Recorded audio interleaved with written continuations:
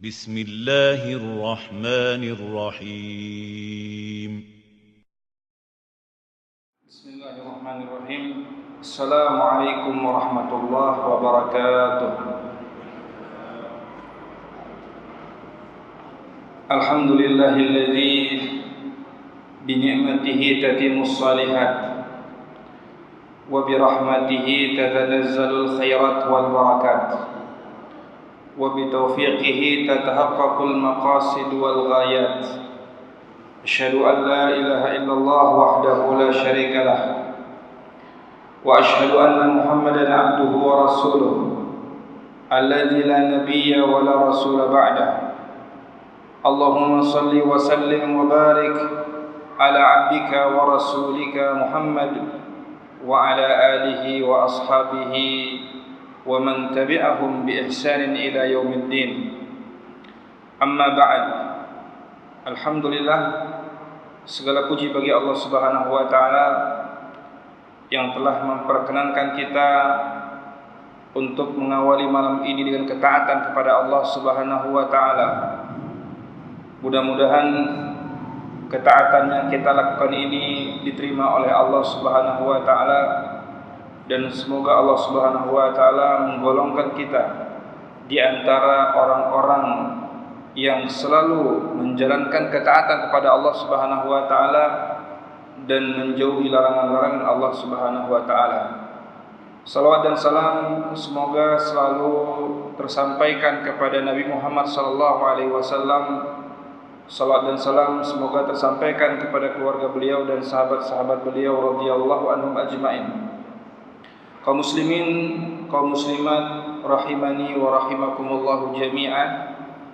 Di malam yang berbahagia ini insyaallah kita akan kembali berbicara tentang keseharian Rasulullah sallallahu alaihi wasallam yang menjadi panduan kita, yang menjadi manual book dalam kehidupan kita. Karena Allah Subhanahu wa taala menghadirkan Rasulullah sallallahu alaihi wasallam sebagai petunjuk. Bagaimana kita bisa mendapatkan petunjuk dari Allah Subhanahu wa taala dan Rasulnya? Yang pertama adalah kita berusaha untuk mempelajari ilmu yang bermanfaat. Dan sumber ilmu yang bermanfaat itu ada dua, Al-Quran dan Sunnah Rasulullah sallallahu alaihi wasallam. Ini adalah ilmu yang tidak akan pernah lekang dimakan oleh waktu. Ilmu yang bermanfaat adalah ilmu yang datangnya dari Allah Subhanahu wa taala dan Rasulnya sallallahu alaihi wasallam. Kemudian ketika kita sudah mencoba untuk menuntut ilmu, insyaallah akan melahirkan cinta kepada Allah Subhanahu wa taala dan Rasulnya sallallahu alaihi wasallam. Karena tidak mungkin kita bisa cinta kepada Allah, kita bisa cinta kepada Rasulullah kalau kita tidak menuntut ilmu yang benar, tidak menuntut ilmu yang bermanfaat. Dengan kita cinta kepada Allah Subhanahu wa taala, maka akan melahirkan ketaatan kepada Allah Subhanahu wa taala dan Rasulnya, sebagaimana amanat Allah Subhanahu wa taala dalam surat An-Nisa ayat 36, ya ayyuhalladzina amanu atti'ullaha wa atti'ur rasula wa ulil amri minkum. Wahai orang-orang yang beriman, Allah Subhanahu wa taala hanya menyerukan kepada orang-orang yang beriman. Orang-orang yang tidak beriman enggak ada masalah, silakan. Tapi orang-orang yang beriman, wahai orang-orang yang mengakui bahwa di hatinya ada keimanan, atii'ullah, taatlah kepada Allah, wa atii'ur rasul, dan taatlah kepada Rasul, wa ulil amri minkum, dan orang-orang yang diserahi urusan-urusan kepada mereka. Siapakah mereka? Mereka adalah al-umara wal ulama. Mereka adalah pemimpin-pemimpin dan mereka adalah ulama-ulama yang mereka itu mengambil petunjuk dari Allah Subhanahu wa taala dan Rasulnya. Jadi pemimpin atau ulama yang tidak merujuk kepada Al-Quran, yang tidak merujuk kepada Sunnah, itu berarti dipertanyakan ke ulil amriannya. Jadi Ati Allah, taat pada Allah, taat kepada Rasul, dan taat kepada orang-orang yang diserahi urusan, yaitu al-umara wal ulama. Pada kesempatan kali ini kita akan berbicara tentang malamnya Rasulullah sallallahu alaihi wasallam. Khususnya adalah aktivitas Rasulullah sallallahu alaihi wasallam setelah maghrib. Kita berbicara tentang aktivitas Rasulullah sallallahu alaihi wasallam. Beliau setelah melaksanakan sholat maghrib, beliau pulang ke rumah, beliau makan malam di rumah bersama dengan keluarganya. Kemudian beliau melaksanakan sholat isya, Dan waktu isya ini, sebagaimana yang disampaikan oleh Rasulullah SAW, waktunya sangat fleksibel. Semua waktu sholat idealnya itu harus dilaksanakan di awal waktu. Setiap waktu sholat, zuhur, asar, maghrib, subuh, idealnya harus dilakukan di awal waktu. Oleh karena itu, ketika ada sahabat yang bertanya kepada Rasulullah SAW, ayyul a'mali afdal? Amalan apakah yang paling afdal? Maka apa kata Rasulullah SAW? Amalan yang paling afdal adalah sholat di awal waktu, kecuali waktu isya. Waktu isya ini sangat fleksibel. Nanti insya Allah kita akan melihat bagaimana Rasulullah SAW kadang sholat isya di awal waktu, kadang Rasulullah SAW memperpanjangnya bahkan hampir sampai ke pertengahan malam. Ini waktu sangat fleksibel sekali. Akan tetapi kalau misalnya kita terapkan di Indonesia, khususnya di negeri kita tercinta ini, di Aceh, itu mungkin bisa dianggap sebagai satu hal yang aneh gitu kan. Padahal Rasulullah SAW masyarakat Madinah ketika itu tidak aneh, karena memang waktu isya ini adalah waktu yang sangat fleksibel. Dan itu terkait dengan hadis Rasulullah SAW. Rasulullah SAW membenci orang yang tidur sebelum isya. Jadi sebelum isya itu Rasul paling benci ada orang yang tidur sebelum isya.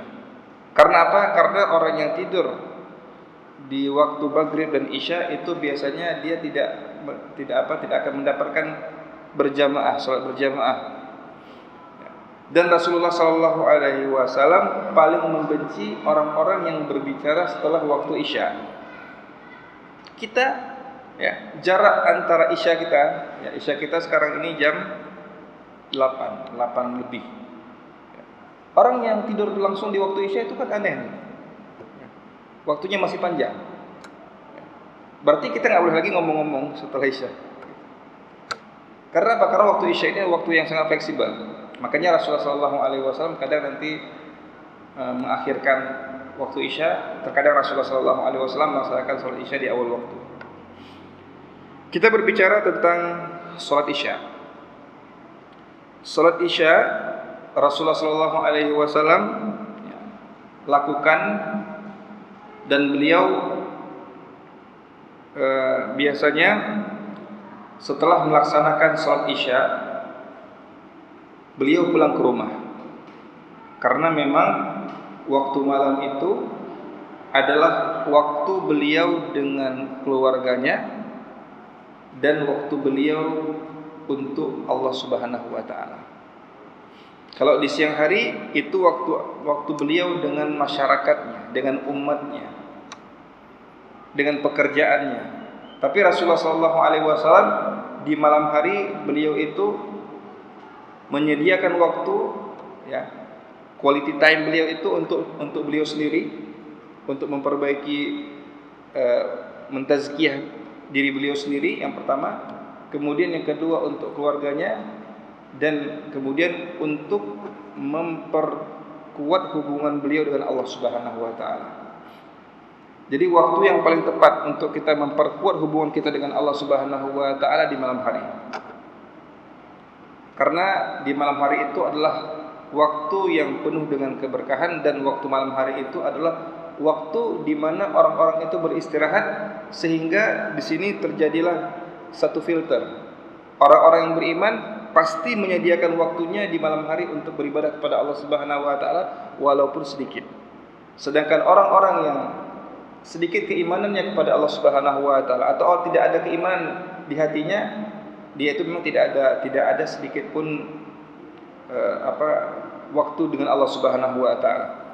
Makanya salah satu pembeda antara orang yang beriman dan orang yang munafik adalah kalau orang yang beriman pasti menyediakan waktunya itu di malam hari untuk beribadah kepada Allah Subhanahu wa taala. Sedangkan orang-orang munafik, ya, mereka itu jangankan untuk melaksanakan salat malam, salat Isya itu ogah-ogahan.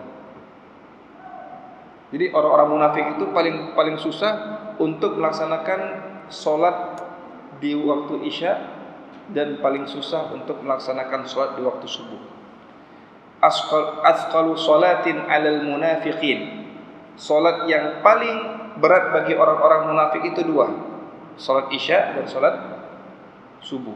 Karena salat Isya itu identik kita sudah pulang ke rumah, bercengkrama dengan keluarga, waktunya beristirahat, sehingga dia tidak melaksanakan salat Isya.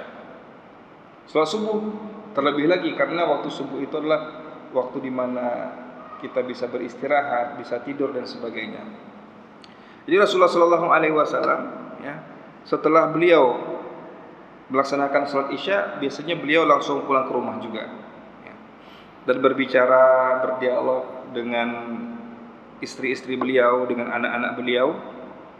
Kemudian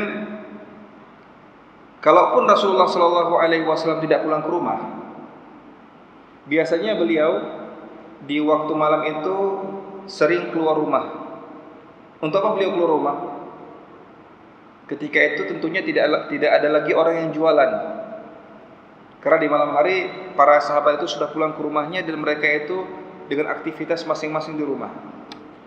Tetapi ketika di waktu malam Rasulullah sallallahu alaihi wasallam berjalan untuk melihat keadaan sahabatnya, untuk melihat keadaan umatnya. Ada umatnya yang susah, maka beliau bantu. Ketika butuh pertolongan, maka beliau akan membantu orang-orang yang membutuhkan pertolongan. Atau Rasulullah sallallahu alaihi wasallam ingin mengecek bagaimana ibadah para sahabat. Jadi di antara fungsi guru itu adalah bukan hanya sekedar menyampaikan, bukan hanya sekedar memberikan ilmu, tapi di antara tugas guru itu adalah memastikan bahwa murid-muridnya itu melaksanakan apa yang diperintahkan. Istilahnya itu dievaluasi, ada supervisi. Makanya Rasulullah sallallahu alaihi wasallam di malam hari, ya, di pertengahan malam misalnya, kalau beliau tidak di rumah, beliau keluar, beliau pasti di antaranya adalah mengecek bagaimana kualitas ibadah sahabat-sahabatnya. Di antaranya adalah ketika beliau di malam hari melewati rumah salah seorang sahabat yang berasal dari Yaman, yaitu Abu Musa al-Ash'ari. Jadi Abu Musa al-Ash'ari ini asalnya dari Yaman. Beliau, ya, Rasulullah sallallahu alaihi wasallam melewati rumah Abu Musa al-Ash'ari. Beda ya, kalau misalnya Abu Musa al-Ash'ari adalah sahabat Rasulullah sallallahu alaihi wasallam. Ada yang satu lagi, Abu Hasan al-Ash'ari. Beliau itu orang yang hidupnya nanti di zaman tabi'in atau mungkin setelah tabi'in. Ini Abu Musa al-Ash'ari. Jadi Abu Musa al-Ash'ari suatu ketika membaca Al-Quran. Maka ketika Abu Musa al-Ash'ari membaca Al-Quran, Rasulullah SAW menikmati bacaan yang dibacakan oleh Abu Musa al-Ash'ari. Di pagi harinya Rasulullah SAW berdialog dengan Abu Musa al-Ash'ari. Perhatikan bagaimana dialognya Rasulullah SAW. Rasul bukan hanya sekedar mengecek, tapi Rasulullah SAW memberikan penilaian. Supaya apa? Supaya sahabatnya itu semakin hari semakin termotivasi untuk melaksanakan ibadah kepada Allah Subhanahu wa taala. Apa kata Rasulullah SAW kepada Abu Musa al-Ash'ari? Ya Aba Musa, wahai Abu Musa, law ra'aitani wa ana astami'u li qira'atika al-barihah. Jikalau kamu mengetahui bahwa tadi malam saya mendengarkan bacaan Al-Quran yang kau baca. Laqad utita mizmaran min mazabiri ali Dawud. Sungguh Allah Subhanahu wa taala telah menganugerahkan kepadamu suara yang suaranya itu seindah serulingnya keluarga Nabi Daud alaihissalam. Jadi Rasulullah sallallahu alaihi wasallam ingin memberikan apresiasi, ingin memberikan pujian kepada Abu Musa al-Asy'ari bahwa bacaan yang dibaca oleh Abu Musa al-Asy'ari itu indahnya seperti seruling yang pernah dilantunkan oleh keluarganya Nabi Daud alaihissalam.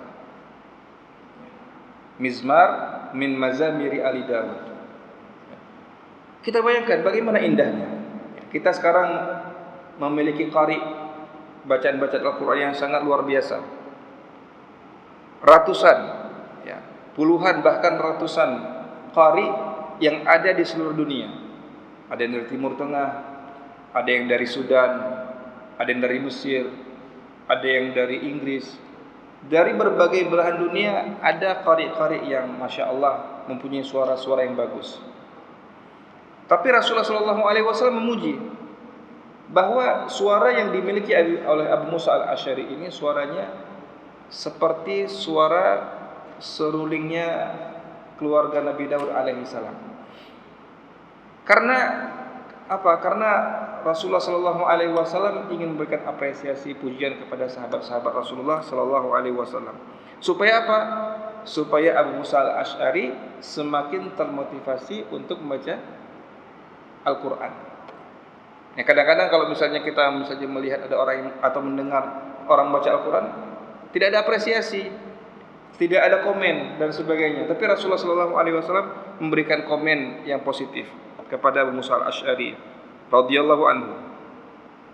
Atau biasanya Rasulullah SAW terkadang satu ketika melewati rumah Abdullah bin Mas'ud radhiyallahu anhu dan beliau sedang salat malam dan beliau membaca surat An-Nisa. Maka Rasulullah SAW memperhatikan bacaan Abdullah bin Mas'ud, ya, sedikit demi sedikit, perlahan demi perlahan, sehingga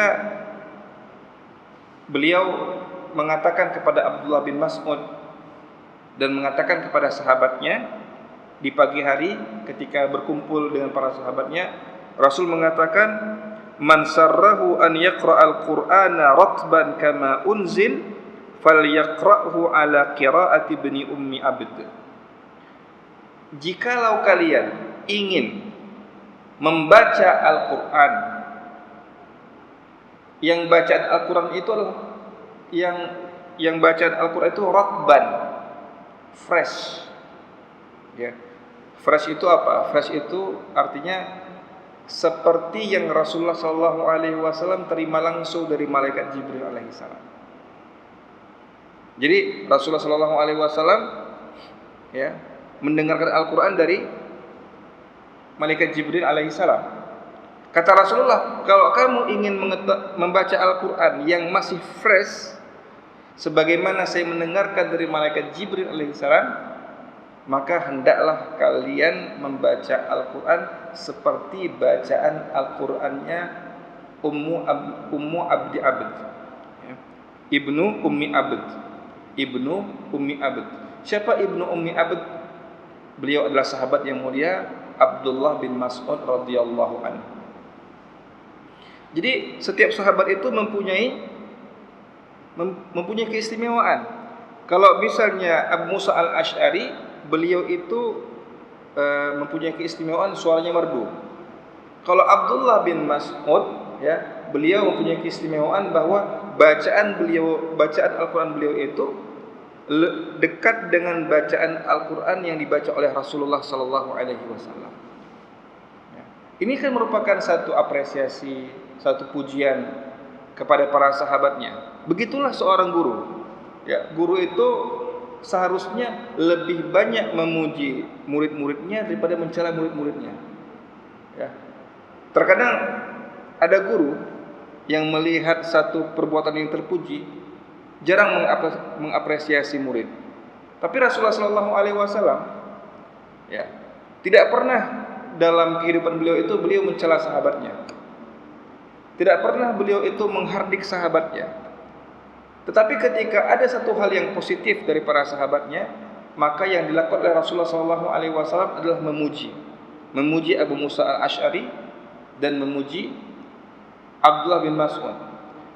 Dan Rasulullah Shallallahu Alaihi Wasallam ini salah satu metode. Rasulullah Shallallahu Alaihi Wasallam tidak pernah berlebih-lebihan dalam memuji. Ini dilarang.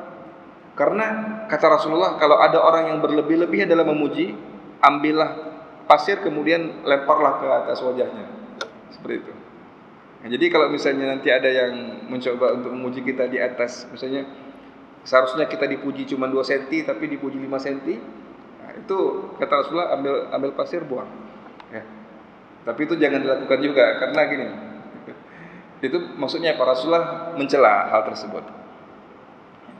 Tapi kata Rasul, kalau misalnya dia itu memuji dan sebagainya, maka boleh ambil pasir dan boleh dilempar ke mukanya. Karena pujian yang tidak sesuai porsinya itu dapat menjatuhkan kita.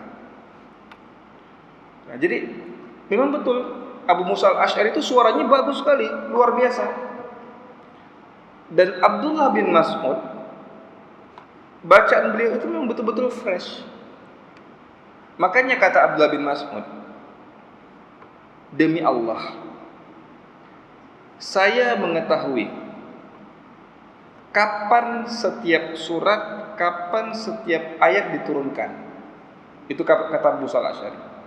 Jadi kalau kita ingin belajar tentang asbabun nuzul, kemudian tentang karakter surat dan karakter ayat, maka memang kita banyak belajar di Abdullah bin Mas'ud.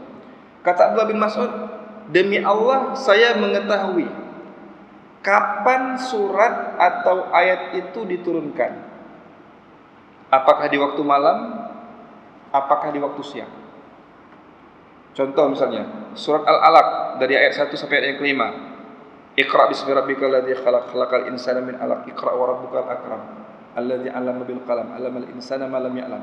Itu diturunkan malam atau siang hari? Malam. Ya, ketika Rasulullah Shallallahu Alaihi Wasallam pergi ke Gua Hira. Malam ya. Musim dingin atau musim panas? Enggak tahu. Kata Abdullah bin Mas'ud, beliau tahu. Apakah di malam hari atau di siang hari? Di sore hari atau di pagi hari? Di musim dingin atau di musim panas? Beliau tahu semuanya.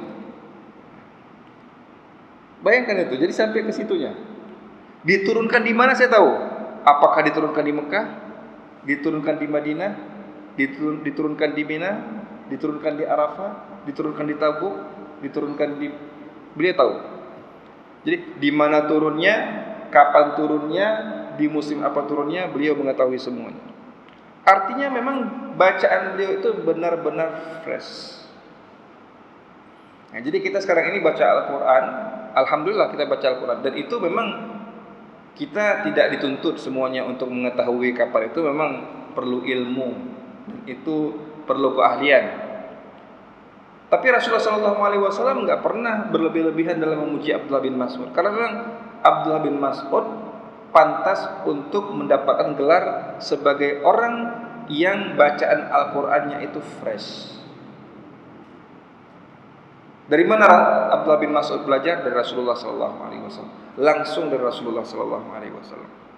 Kaum muslimin yang dirahmati oleh Allah Subhanahu wa taala, terkadang beliau itu di malam hari, ya, sesudah beliau sholat Isya kemudian pulang ke rumah, terkadang Rasulullah SAW balik lagi ke masjid. Ya, jadi beliau sholat Isya kemudian pulang ke rumah, memastikan istri beliau sudah istirahat dan sebagainya, anak beliau sudah istirahat, maka beliau pergi lagi ke masjid. Untuk apa? Untuk menyapa orang-orang miskin yang ada di masjid. Jadi orang miskin, khususnya orang-orang yang belum berkeluarga, khususnya orang-orang belum berkeluarga, jadi anak-anak lajang, pemuda-pemuda, yang enggak ada rumah, yang miskin, atau musafir yang tidak tahu tidur di mana, itu biasanya mereka itu beristirahat di satu tempat yang disebut dengan suffah. Suffah itu satu tempat di belakang Masjid Nabawi, ada space ya, ada tempat di belakang Masjid Nabawi. Di situ ada ada seperti tempat yang cocok untuk orang-orang istirahat. Jadi kalau misalnya orang pemuda yang miskin, nggak punya rumah, nggak punya pekerjaan dan sebagainya, biasanya mereka itu tidurnya di suffah. Ya, makanya orang-orang yang menghuni suffah itu disebut dengan ahlu suffah. Ya, jadi ahlu suffah itu secara ekonomi, mereka itulah orang-orang yang ekonominya itu menengah ke bawah, nggak punya kerja, miskin, nggak punya rumah. Jadi Rasulullah Shallallahu Alaihi Wasallam suka menegur mereka. Rasulullah Shallallahu Alaihi Wasallam suka bercengkrama dengan mereka. Yang pertama, kenapa Rasulullah Shallallahu Alaihi Wasallam bercengkrama dengan mereka? Yang pertama adalah Rasulullah Shallallahu Alaihi Wasallam ingin memberikan ilmu kepada mereka di malam hari. Karena memang ini anak-anak muda ini yang tidurnya di suffah itu, mereka adalah orang-orang yang haus ilmu. Makanya pemuda yang baik itu adalah pemuda yang ketika masa mudanya itu menghabiskan waktunya untuk menuntut ilmu. Makanya mumpung masih muda, jangan malas untuk membaca. Mumpung masih muda, jangan malas untuk menulis. Kenapa? Nanti kalau sudah tua, kita nggak ada waktu lagi untuk membaca dan tidak ada waktu lagi untuk menulis. Dan kita itu wawasan kita tidak meningkat. Maka Rasul Shallallahu Alaihi Wasallam memperhatikan dari segi ilmu yang diberikan kepada sahabat-sahabat yang muda. Itu yang pertama. Kemudian yang kedua, Rasulullah Shallallahu Alaihi Wasallam ingin memastikan apakah perut mereka kosong. Artinya apakah mereka lapar? Jangan-jangan mereka lapar ini. Ini anak muda yang sudah hafal Al-Quran, anak muda yang sudah hafal hadis, anak muda yang menuntut ilmu. Jangan-jangan anak-anak muda ini dalam keadaan lapar. Rasul ingin memastikan. Jadi Rasul ingin memastikan ilmu mereka, dan Rasulullah SAW ingin memastikan apakah mereka itu dalam keadaan lapar atau mereka dalam keadaan kenyang. Karena Rasulullah SAW memang ingin mengkader para sahabat-sahabatnya itu untuk menjadi ahli ilmu. Dan Rasulullah SAW sadar bahwa memang sahabat-sahabat yang sibuk di kebun tidak sempat untuk ilmu. Jadi kan ada sahabat-sahabat yang kerjanya itu hidup di kebun kurma, atau pemilik kebun kurma, enggak sempat untuk menuntut ilmu kecuali sedikit. Orang-orang yang kerjanya di pasar enggak sempat untuk menuntut ilmu kecuali sedikit. Makanya Umar bin Khattab radhiyallahu anhu, karena enggak sempat beliau menuntut ilmu dengan Rasulullah SAW secara intensif, maka Umar bin Khattab bergantian dengan tetangga beliau. Hari ini tetangga beliau, besok beliau. Kemudian tetangga beliau. Enggak bisa setiap hari. Enggak bisa seperti Abu Hurairah yang setiap hari bisa hadir di majelis ilmu. Enggak bisa seperti Abu Musa al-Asy'ari, tidak bisa seperti Abu Sa'id al-Khudri, tidak bisa seperti Abdullah bin Mas'ud yang bisa setiap hari hadir di Masjid Nabawi untuk mempelajari ilmu-ilmu dari Rasulullah sallallahu alaihi wasallam. Karena apa? Karena nanti dari suffah akan muncul ahli-ahli ilmu yang sangat luar biasa yang dapat menggetarkan dunia.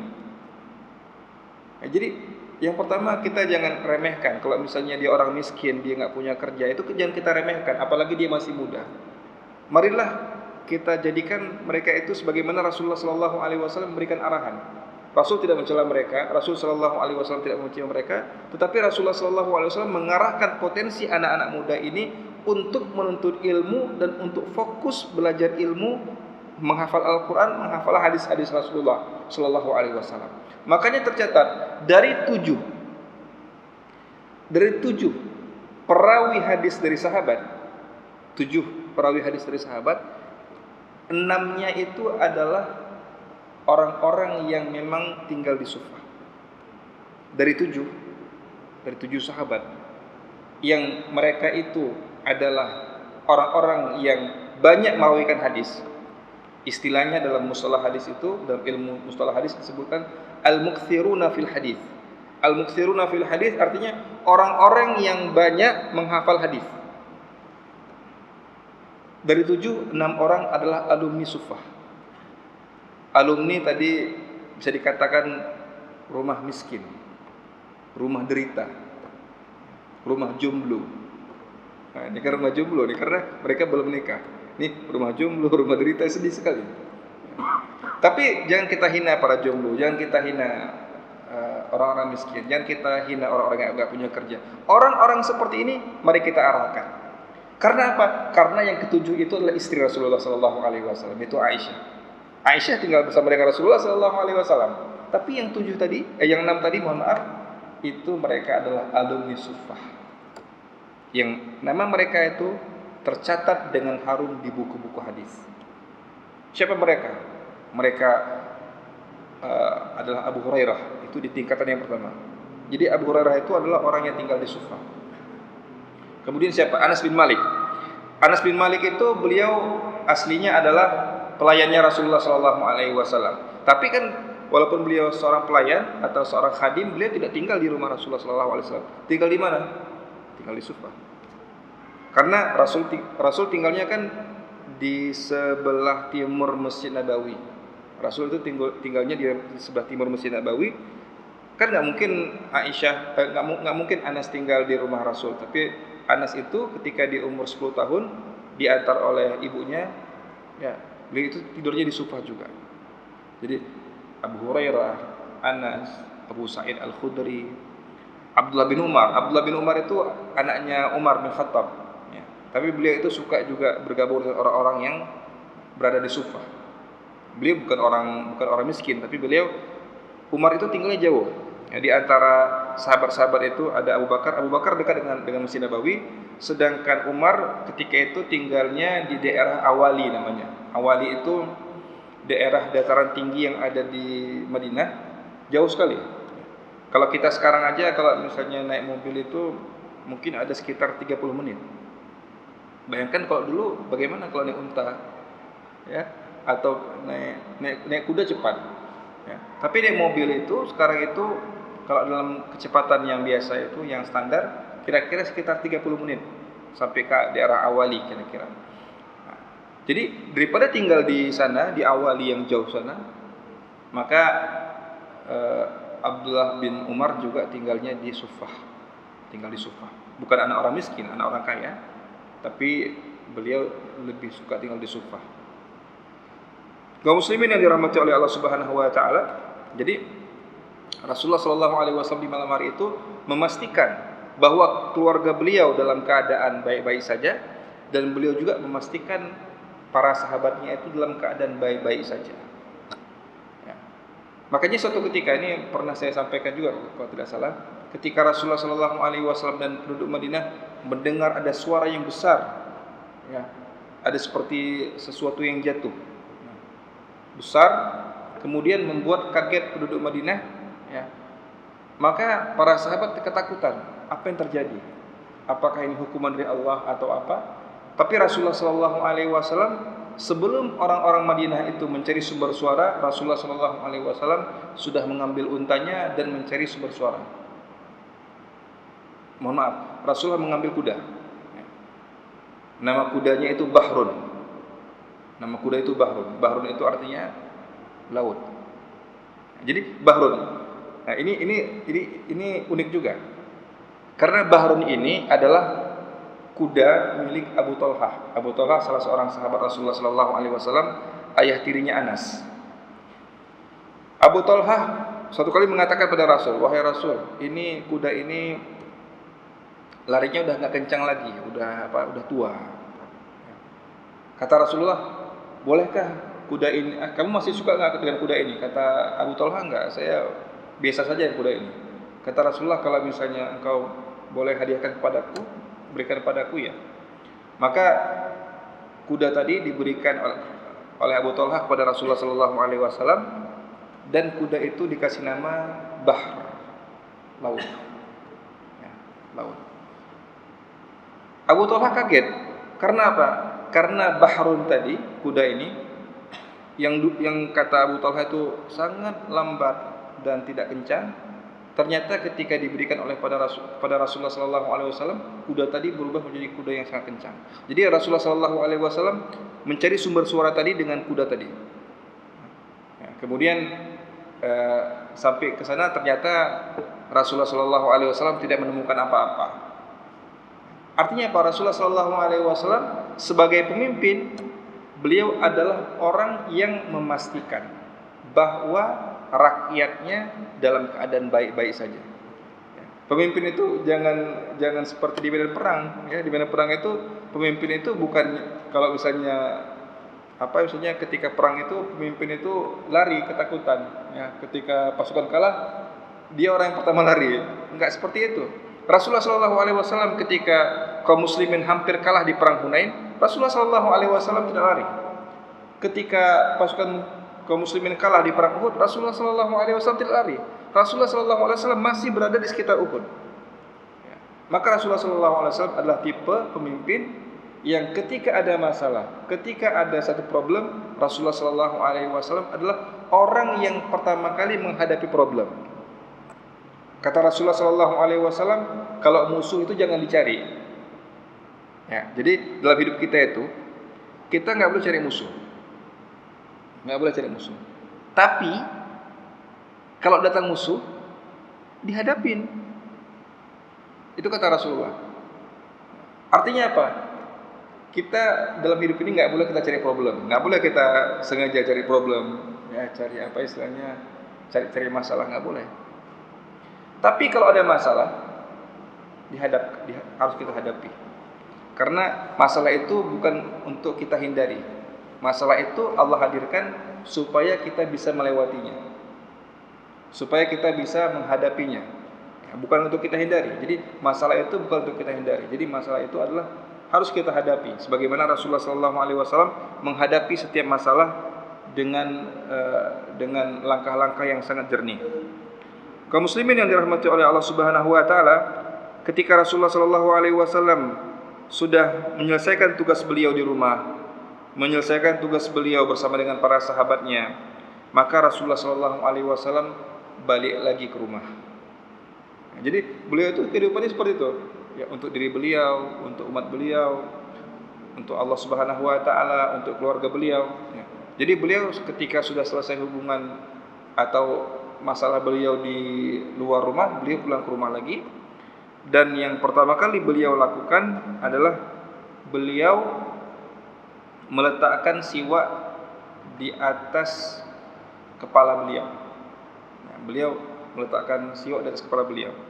Ya, dan saya pernah sampaikan bahwa alat yang tidak pernah lepas dari Rasulullah SAW itu adalah siwak. Jadi siwak itu selalu bersama dengan Rasulullah SAW. Kenapa? Karena Rasulullah SAW mengatakan bahwa beliau adalah seorang rasul. Seorang rasul itu bisa kapan saja didatangi oleh malaikat Jibril alaihissalam. Ya, makanya beliau selalu jadi kebiasaan Rasulullah SAW, Rasul selalu standby siwak. Kemudian Rasulullah SAW adalah orang yang paling menjauhi untuk makan makanan yang bisa meninggalkan bau mulut. Ya. Makanya Rasulullah SAW mengatakan apa? Man akala basalan au thuman au kurratan fala yaqrabanna masjidana. Barang siapa yang memakan bawang merah, bawang putih, kucai, kurat itu kucai. Nah, kalau kucai di Indonesia ini mungkin tidak terlalu bau. Rasul mengatakan ini, fala yaqrabanna masjidana. Jangan coba-coba mendekati masjid kami. Karena apa? Fa innal malaika, karena sesungguhnya para malaikat tata'adza, merasakan ketidaknyamanan, kama yata'adza banu Adam, sebagaimana manusia juga tidak merasakan kenyamanan ketika mencium bau-bau busuk dan sebagainya, atau bau mulut yang tidak enak. Rasul mengatakan laisa bimuharram. Itu bukannya haram. Ya. Makan bawang merah halal tidak? Halal. Bawang putih halal. Kucai halal. Tapi Rasulullah SAW menjauhi untuk memakan makanan ini karena apa? Karena beliau mengatakan walakinni astahi min malaikatillah. Karena saya malu untuk berbicara dengan malaikat-malaikat Allah Subhanahu wa taala. Malu untuk berbicara dengan malaikat Allah Subhanahu wa taala. Karena apa? Karena malaikat Jibril bisa kapan saja mendatangi Rasulullah sallallahu alaihi wasallam. Beliau mengatakan inni unaji man la tunaji. Sesungguhnya saya itu sering berbicara kepada orang yang kalian tidak mungkin bisa berbicara dengan dia, yaitu malaikat Jibril alaihi salam.